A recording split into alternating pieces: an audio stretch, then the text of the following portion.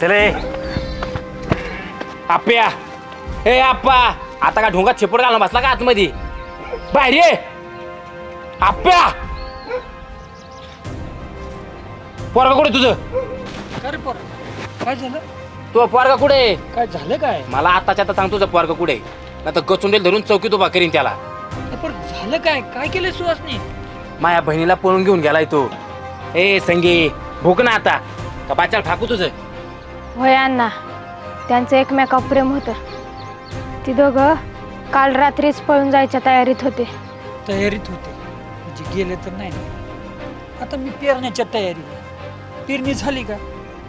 पाऊस पडायच्या तयारीत. पाऊस पडलाय का? नाही आप्पा, ती दोघं कालच जायच्या तयारीत होते.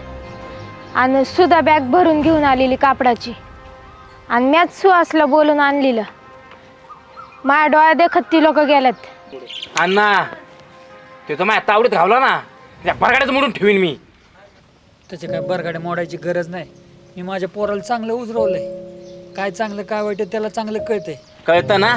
कळतं ना? मग चांगलीच आई घातली त्याने बराबर.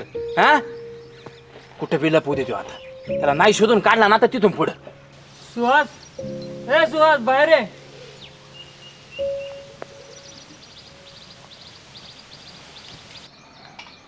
सुहास, तू इथं? सुधा कुठे? अरे भाडकाव, कुठे माझी दिदी?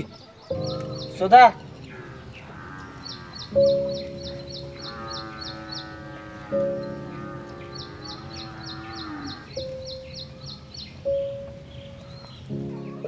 वा वा वा वा वा, बापले चांगलंच बांधकुळ निघालं की. हा, अरे लोकांच्या पुरीला रातभर गारात ठेवला, लाज नाही वाटली तुम्हाला? हा, नाही तुम्हाला आता चौकीत घेतला ना दोघांना, तिथून पुढं. हा, चल चौकीत. मी पण सांगते, मी माझ्या मर्जीने थांबले होते.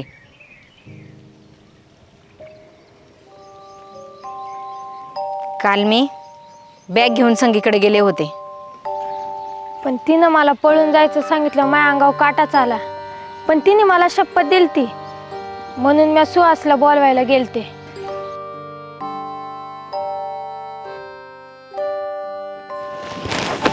कुठे सुद्धा?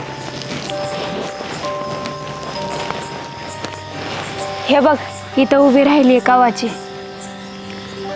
हिचं डोस कभी जाग्यावर नाही. किसन, आता तूच सांग हिला समजावून. हे बघ सुद्धा, किसन, मला तुझ्या बिगर नाही करमत. माझा जीव गुतलाय तुझ्यात. मला माझंच घर खायला उठतंय बघ. तिथं परत जायला नका सांगू. अगं सुद्धा, काजव्याचा थवा आपल्याला किती पण हवासा वाटला तरी तो आपल्याला मिळत नाही ना.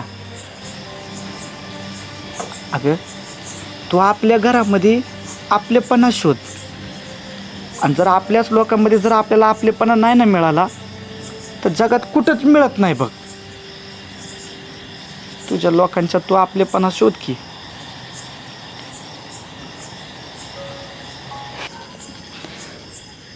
इस्टेटीसाठी बहिणीला मारायचा विचार करणाऱ्या भावाला आपलं म्हणू का?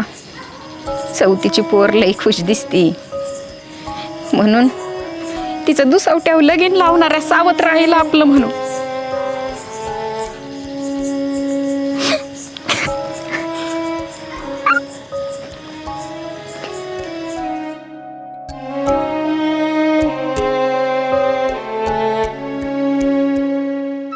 हा किसन, खरं हिच्या घरचं कोण बी हिच्या सोबत नीट बोलत नाही. ही घरात एकटी पडतीये. ही जेव्हा बी माझ्या जवळ येते नुसती रडते व.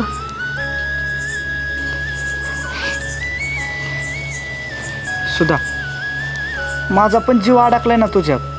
हा, मला तुझ्या डोळ्यातलं असलं पाणी नाही बघवत. पण अगं, परिस्थितीला घाबरून जर आपण असं पळालो ना तर आपल्याला कायमचं पळत सुटावं लागेल. मग तूच सांग काय करू? जीवापाड प्रेम करणाऱ्या बापाचा विचार कर.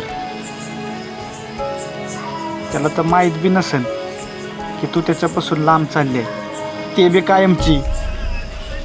तूच म्हणते ना माझा बापावर लय जीव हाय म्हणून. मग तुम्ही दोघं उगाच मला खोटी आशा दाखवू नका. आणि तुझा माझ्यावर जीव नसन ना तर नग येऊ माझ्यासोबत. सुदे संगीता, नदीने वळण घेतलं की पाण्याला आपोआप वळण भेटतं बघ. मी जातो हिच्या संग, तो कोणाला काय सांगू नको. नाही सांगत. हा सुद्या त्याने माझा हात पकडून गावाबाहेर नाही नेलं, घरी घेऊन आला. अगं पण तिथे लोकांच्या घरी राहिलं तुला कसं वाटलं नाही काही? कोण लोक? ही ज्यांनी मला एक रात्रीसाठी आसरा दिला ती लोक, आणि ज्यांच्यामुळं मी घराबाहेर पडले ती आपली का?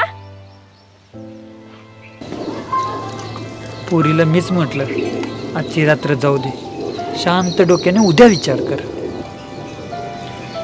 आप्पा चुकलं मा, बहीण पळून गेल्यामुळे राग आला बघ. त्या रागाच्या भरात 2 शब्द वाईट बोललो बघ, मला माफ का. अगं तिथे तू माझी सख्खी बहीण नसली म्हणून काय झालं? अगं तू पळून गेला हा शब्द माझ्या कानावर आला, मा मेल्याला काळी जागा झालं ग. वनवन हिंडत बसतो तुला बघ. रागाच्या भरात 2 शब्द वाईट बोललो असं, म्हणून भावाचं नातं लगेच तोडायचं असतं का बहिणी? अगं तू गेल्यापासून आपण साधा पाण्याचा घोट बी घेतला नाही. आप्पाची काळजी वेगळी, तुझी काळजी वेगळी. चुकलं भावाचं, माफ कर भावाला. चला आपल्याकडे.